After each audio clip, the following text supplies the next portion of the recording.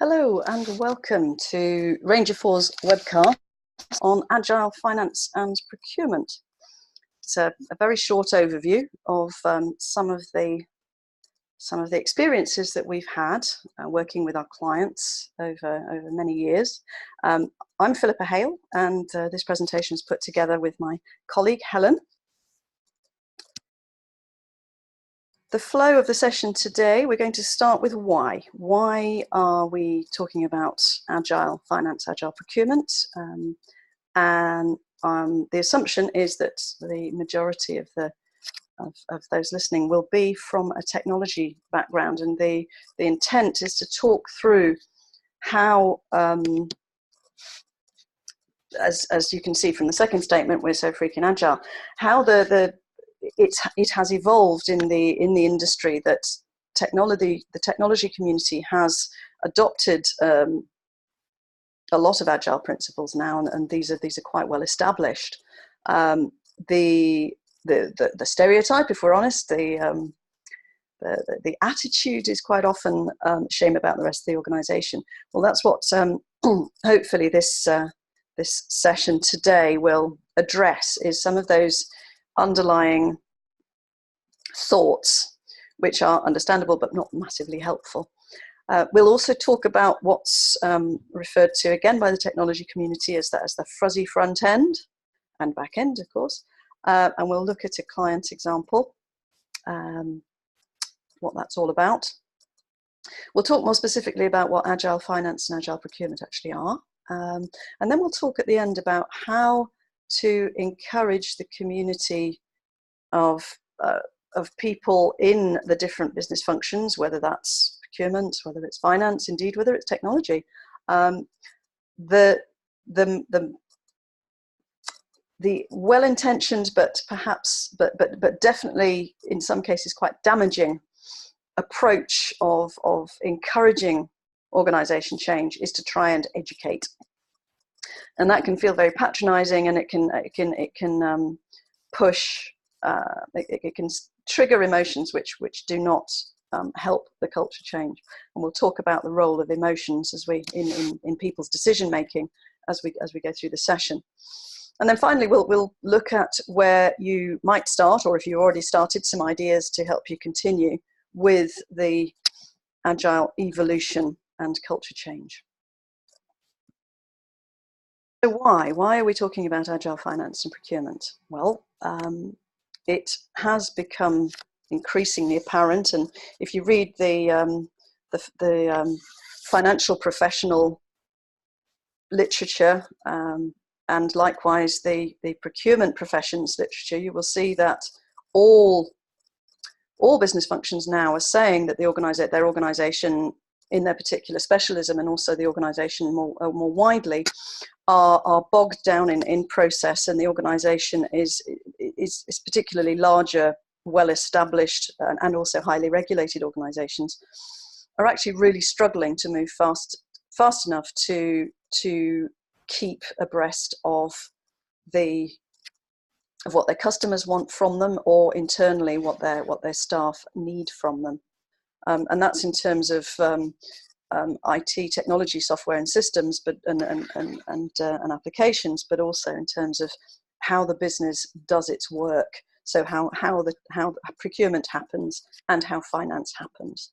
So we're not just talking about the software and the applications used by these divisions. It's how they do their work generally. And it goes without saying that it's inseparable from technology. And that is why we are really very passionate about advocating agile ways of working across whole organizations. Because it's all very well one part of the business being freaking agile, but the rest of the organization has to be as well. Otherwise, there are cultures actually encouraging work practices that directly oppose and pull against each other. And some of the data that we in the technology world use to emphasize the benefits of agile and why it's such a no-brainer that this should be adopted do come from the literature of the profession. So a great example is the State of DevOps report. Comes out every year. Very, very valuable piece of research that digs deep and wide into the organizations that participate. Many thousands, many tens of thousands of contributors. So it's a very useful piece of research. So these numbers from the report, some of them are very, very technical and don't actually mean very much to people outside the technology environment.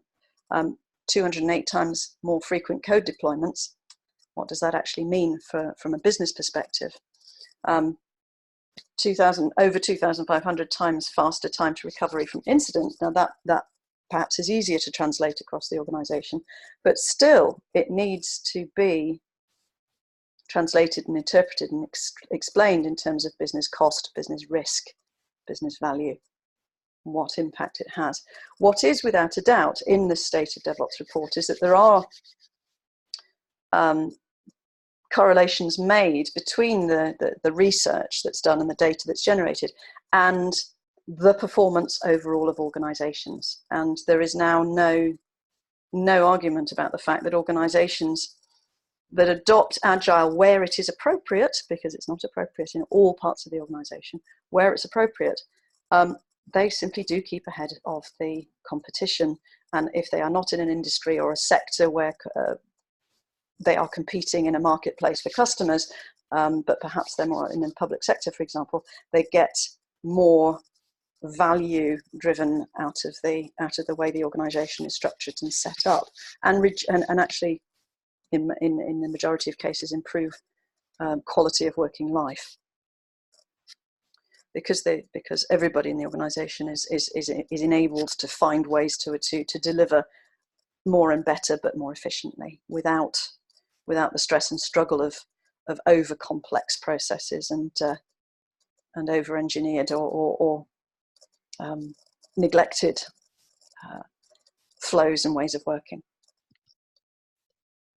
Just very quickly, some of the things that we hear from all our clients who are heading in the direction of Agile in their various ways and at their various stages.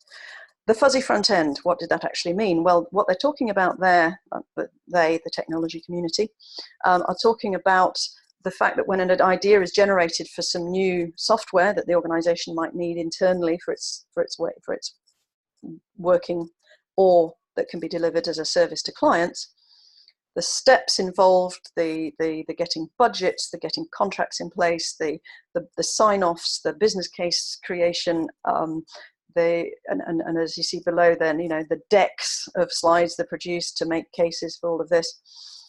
In extreme cases, we've seen anything between 6 months and 2 years of delay, by which time, if you move across the slide, you'll see that we're talking about functionality, systems, software that is either out of date before it's even gone live or can't be used because the infrastructure around it, the way that the other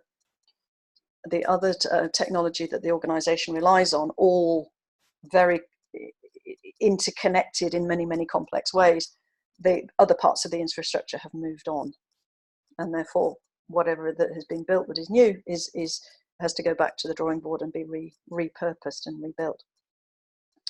And finally, we hear, and I'm sure this won't surprise you, everyone likes the sound of it, but clinging on to the old ways of working. Well, of course we are. We have years, decades of working in a certain way, and those ways have served us well, we believe.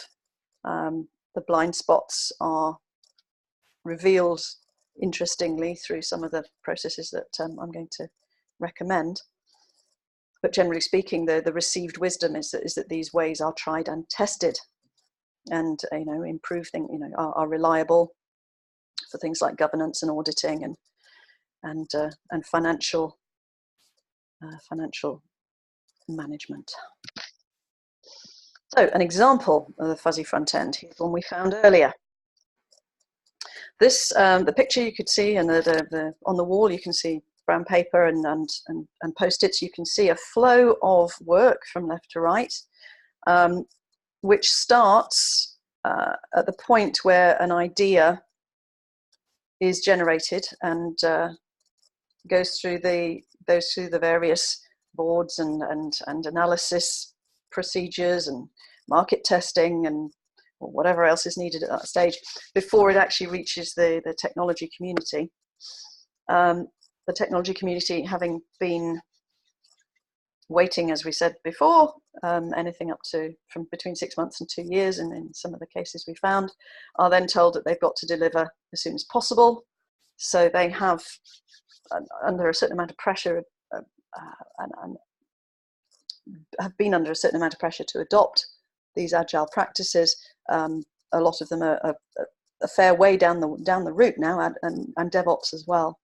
Some very exciting examples of numbers of outages that actually are visible to customers reduced to virtually none or none, and the amount of time that it takes to recover from an outage has gone down from some of the days that have been publicized in the newspapers to hours to minutes, and even to being completely invisible to anybody other than those working behind the scenes, because of the way the whole technology is built and set up and the environments in which it is set up. So without a doubt that this fuzzy front end, which is actually doesn't involve technology at all, is where a lot of the waste of resource and time happens. In this particular case, 80%. So we're freaking agile, yes, but the rest of the organization. Here are some numbers that were generated by this analysis. Bear in mind, you have people in the room who are from all the different parts of the organization that interconnect and interact in this value stream. So we're not down in each individual part of the organization looking at processes. We're looking at high level flows. People who've probably not met each other and get a huge amount of benefit from understanding each other's perspectives, their needs, their challenges, their constraints, and how they can discover ways that they can help each other very quickly. This is turning into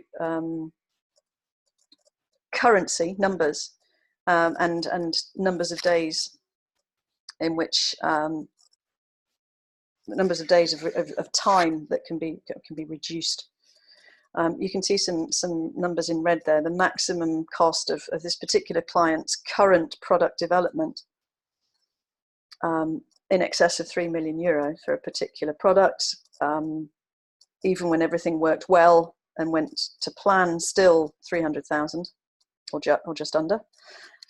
If you look in the green boxes, you can see that there are the ways that this could be reduced to around 80 or 90,000 minimum or maximum by bringing in some of the new Agile and DevOps related practices.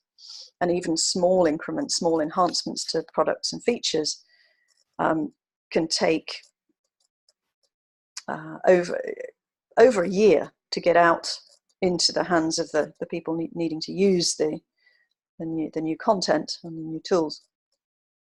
And the cost is quite dramatically reduced by bringing in new agile ways of working, reducing from close to, worst case, as you can see in red there, so 271,000, close to 300,000, reduced to even the worst case of 66 or so thousand.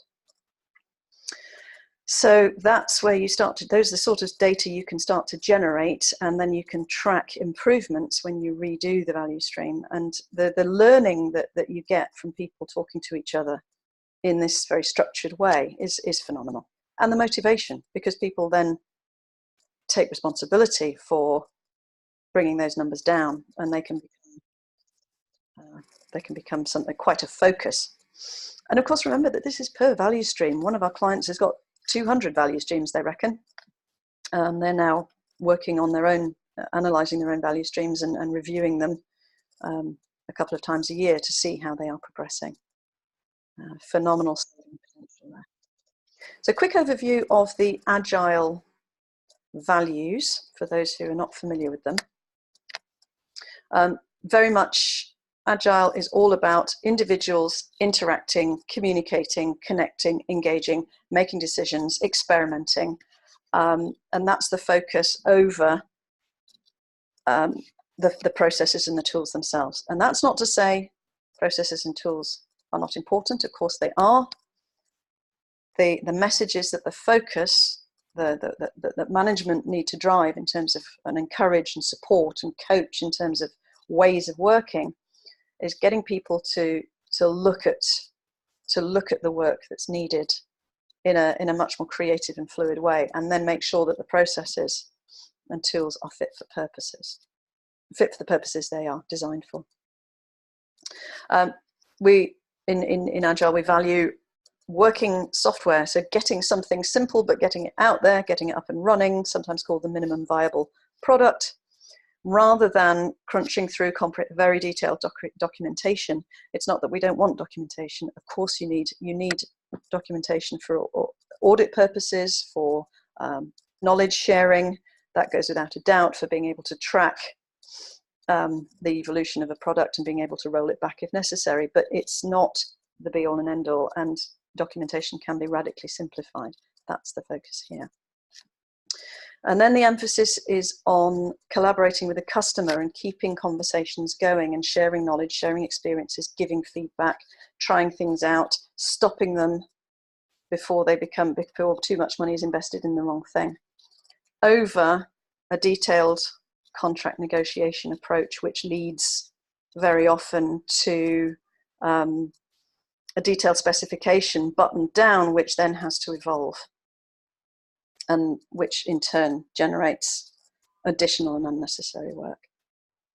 And finally, in Agile, the teams learn over time to become much more comfortable with things changing fairly regularly, but particularly obviously in parts of the organization where things do change, rather than following a structured plan. In the construction industry, you've got the architect's drawings, you know the properties of the materials, the engineering specifications and guidelines. That's very different to the business environment, where you have too many unknown unknowns to be able to really realistically structure a plan and then stick to it.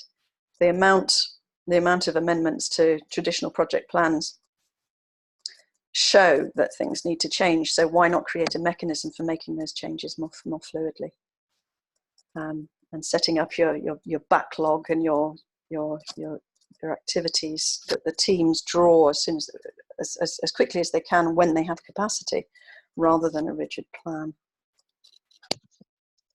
So we're talking about procurement, we're talking about finances. Customer collaboration here is I think one of the main areas to focus on. How closely are your technology, finance and procurement communities working with the customers? So let's explore that in more detail. As part of that, I just wanted to dip into a quick overview of other aspects of Agile, which in this case, those of you who are from the DevOps world will recognize the CALMS key features of the way of working that we're advocating. We're looking at culture, as you heard earlier, that we're looking at getting people to think differently about the way they work and prioritize different things, look at process in a different way, look at contracts in a different way, and that doesn't mean removing them, it means making them as efficient and as flexible and as fit for purpose as you can. Automation, which of course is what typically those outside technology think that DevOps and Agile are all about. Absolutely, there are some stunning results achieved by automation, as we described earlier, but a lot about the Agile way of working is outside that. Lean, as we described earlier, again, looking at the value streams and looking at where those can be made efficiently, and stripping out not stripping out costs in the sense of removing people, because organizations are lean enough as it is nowadays. What we're talking about is making the skills and the knowledge and the experience of those people available to the organization, because people are not bogged down in unnecessary, repetitive work that's due to mistakes which could have been avoided earlier in the flow. So focusing on more, increasing the amount of value add work that people are doing. Measurement, this is something that does press a nerve with a lot of people, because it, you know, it goes back to the old time and motion studies days. Who's doing what and how efficiently? We're not talking about that kind of culture and philosophy of measurement at all. We're looking at ways of measuring improvements in a way that's actually motivating to the individuals. So looking at how teams can get through a sprint more efficiently, achieve more, and feel as though they're well, evidence that they're producing more value for the customers quicker. Looking at how quickly an organisation can recover when there are outages, when systems fail, or indeed reducing the numbers of failures entirely, or as close to that as possible. Those are motivating measures, because they don't point at individuals. They're not measuring performance. They're measuring an overall team's outputs and impact. And finally, sharing. We're looking at sharing knowledge, sharing experience, sharing stories, sharing problems, sharing issues, and of course addressing them in multifunctional teams with people with different disciplines, looking at each problem together through different lenses, so that decisions can be made much more quickly than in a traditional linear way of working, where each department typically would look at a piece of work one after the other.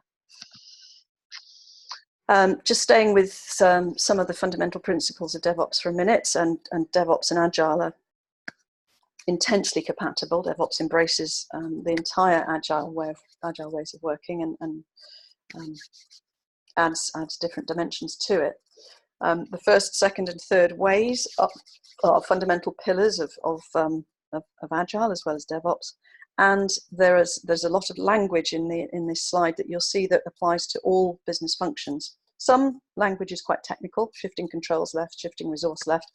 That's meaningful to particular development and operation communities in technology. But identifying and removing constraints under the first way throughout the whole value stream. Under the second way, getting feedback faster, quicker, because you're working on smaller pieces of work. You've broken down these big monolithic projects into smaller chunks that can be humanly understood and seen and observed. These larger pieces of work, one of the reasons that they are consistently late and consistently overly budget is because the humans involved with them simply, they're just too big for a human brain to conceive, even with the technology tools that we have for representing all the information. And finally, continuous learning and experimentation, the third way. This is what we're talking about, culture, the culture of the experiment.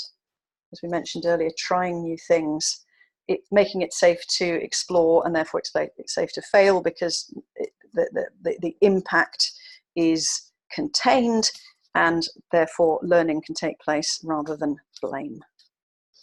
And all the way through all of this, we have multifunctional teams, as we described earlier, and that's the real heart of agile ways of working, is bringing people together, bringing people with different skills and capabilities, who typically may have had stereotypes, perceptions, issues with working together, simply because perhaps they didn't understand each other's perspective or ways of working. By working alongside each other, that disappears, and everybody learns.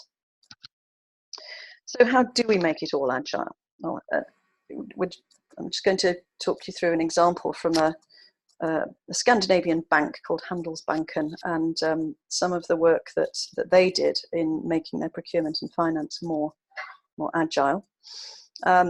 Firstly, though, an organization can only be as agile as its least agile division. Looking at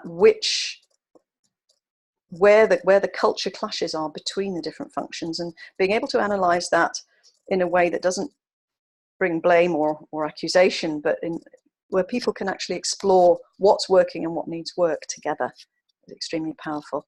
So looking at being more flexible about the way the different departments work together, for example, finding that balance between control and autonomy, giving the different functions autonomy, but also an organization infrastructure that enables them to collaborate more closely. Those multifunctional teams, for example, are what will give balance.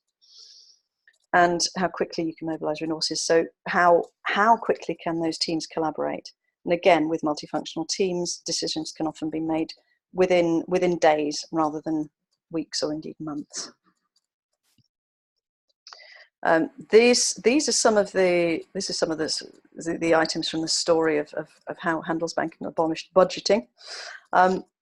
They found, and maybe some of this will resonate with you, that their financial budgeting cycle was organized annually. It wasn't linked to the way products and services were being designed and built.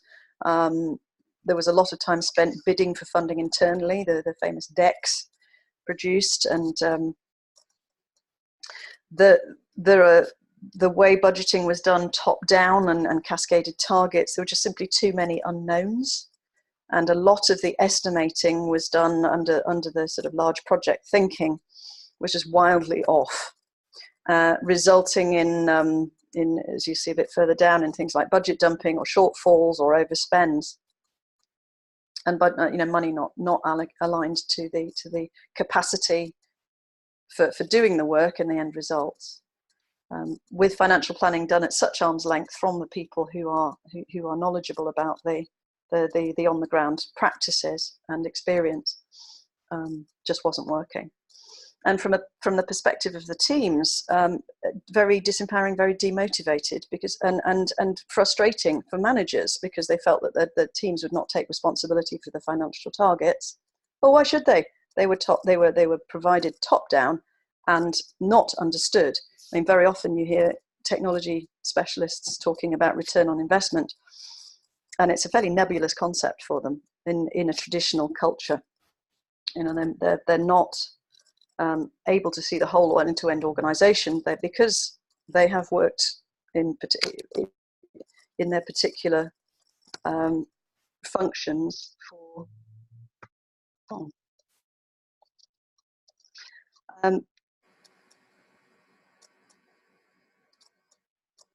moving to the agile way of working.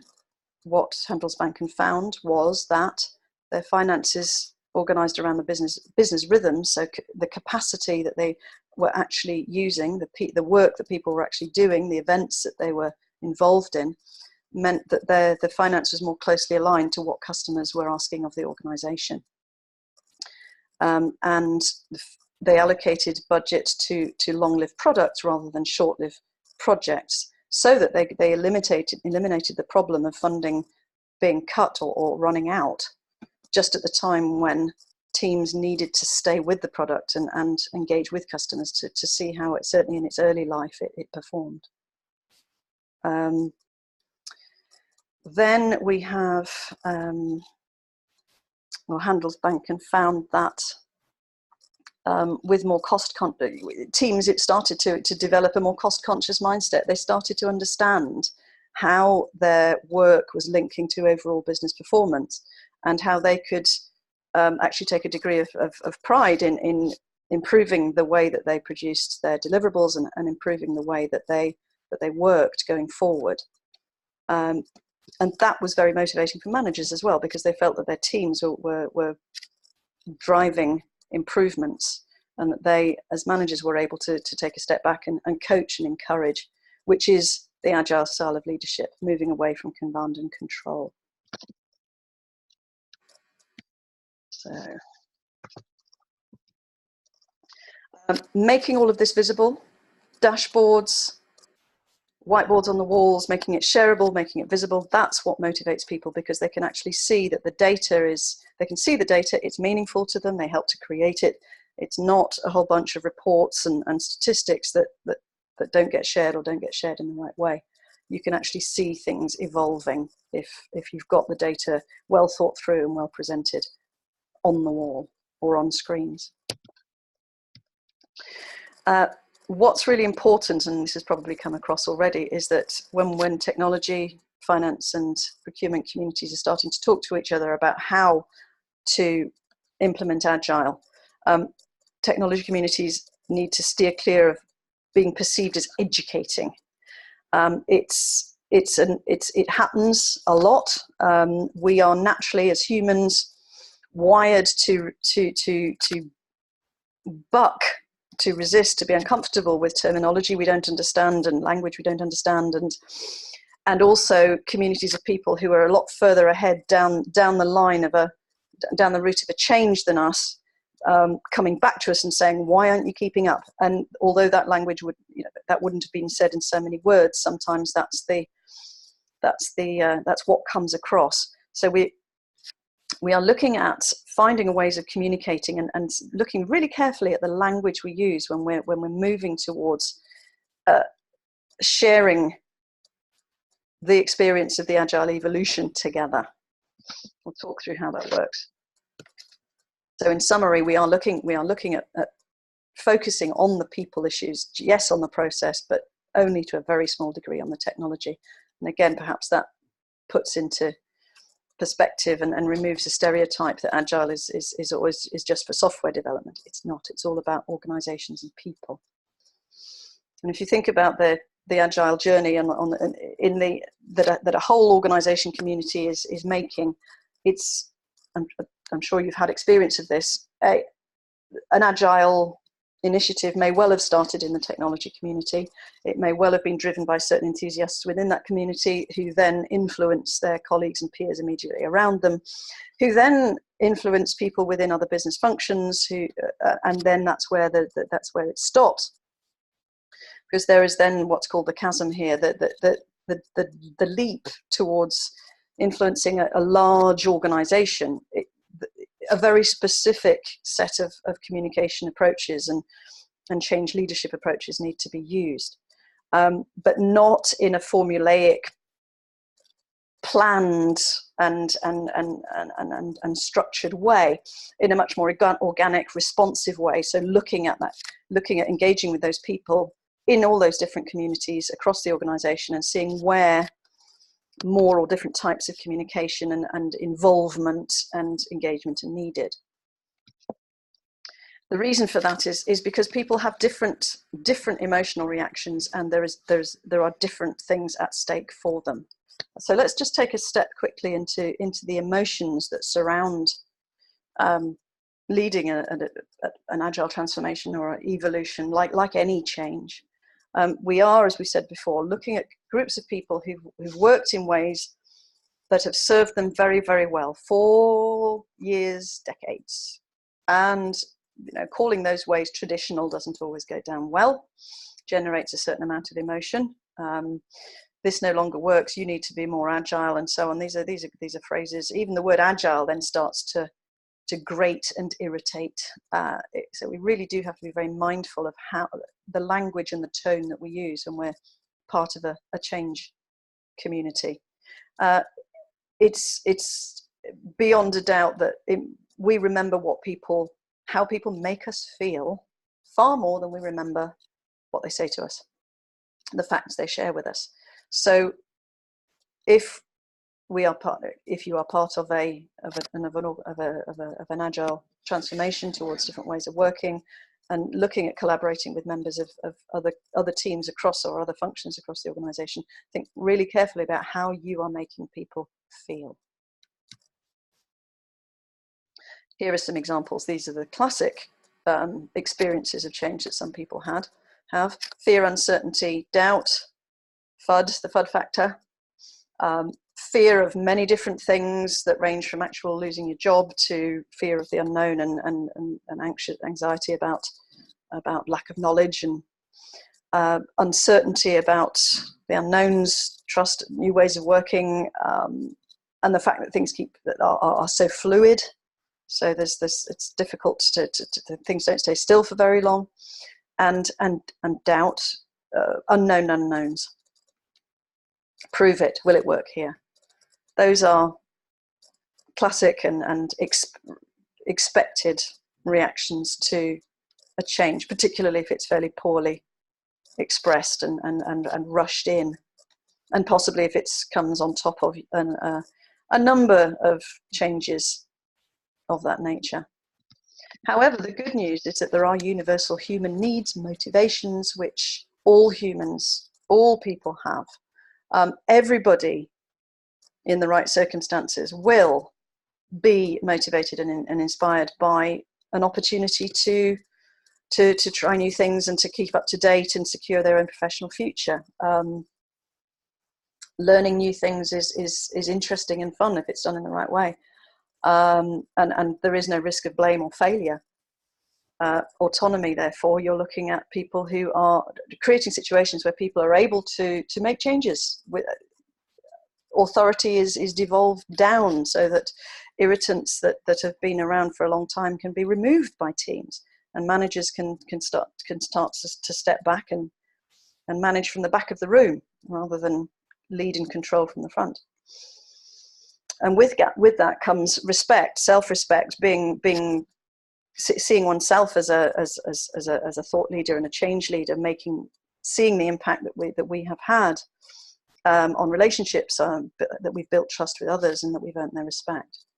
And so anybody involved in leading change needs to be mindful of making sure that all the activities that you put together to help move things, to move processes and structures and ways of working, take account of mastery, autonomy and respect that the people involved need. So how do you do that in a large organization?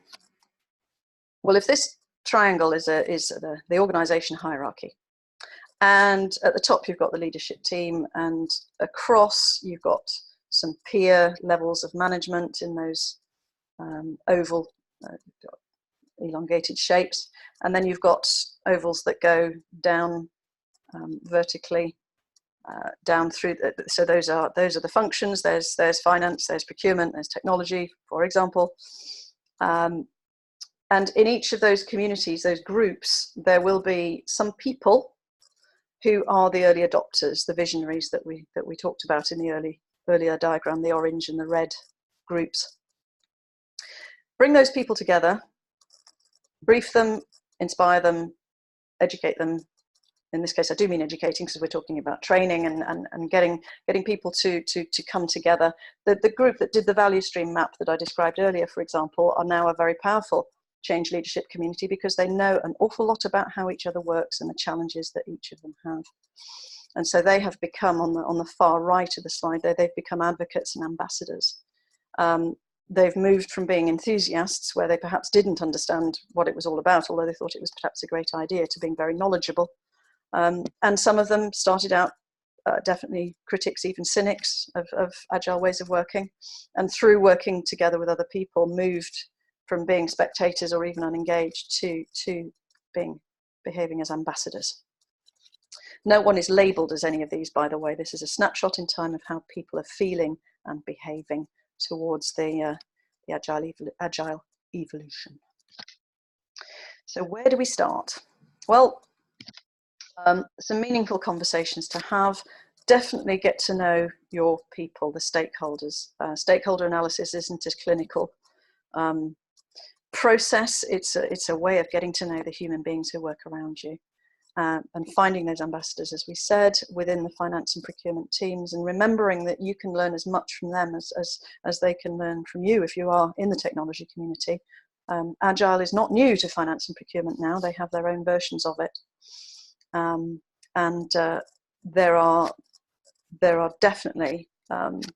There's definitely a benefit in thinking about how you tell the story, the language that you use, the language that they use. Can you use their language? As originally a linguist and linguistic specialist myself, I know the impact that language has, and I'm sure you've seen it. The word, as I said earlier, the word agile can trigger a string of emotions, either enthusiasm and excitement, or deep sigh, that thing that technology are doing. So think about the words you use and how you use them, and notice how other people use language as well to describe what they're doing. So telling the story about the current state, the costs, the risks, and then running activities like value stream mapping, for example, where you generate the stories of the future and the possibilities, the benefits, the opportunities, and the impact that this evolution could have. And then have a look at Jonathan Smart's The PMO is Dead, Long Live the PMO. Lots of ideas in there about moving from some fairly traditional ways of working to to some new agile ways of working. Jonathan was with Barclays, he's now with Deloitte.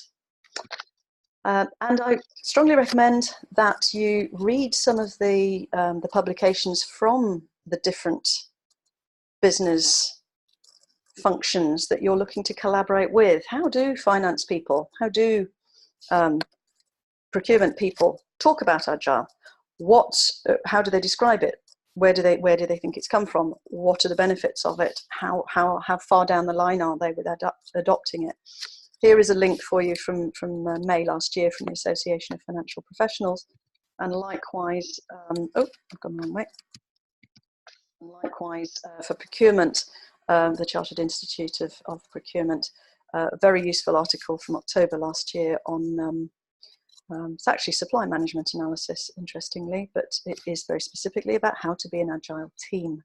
So they will describe agile in ways which will look very familiar, but perhaps the language will be slightly different, and that's the subtle difference that you can use to influence really powerfully. That's it from me. Thank you very much for listening, and do get in touch with the Ranger 4 team if we can help you with your agile journey.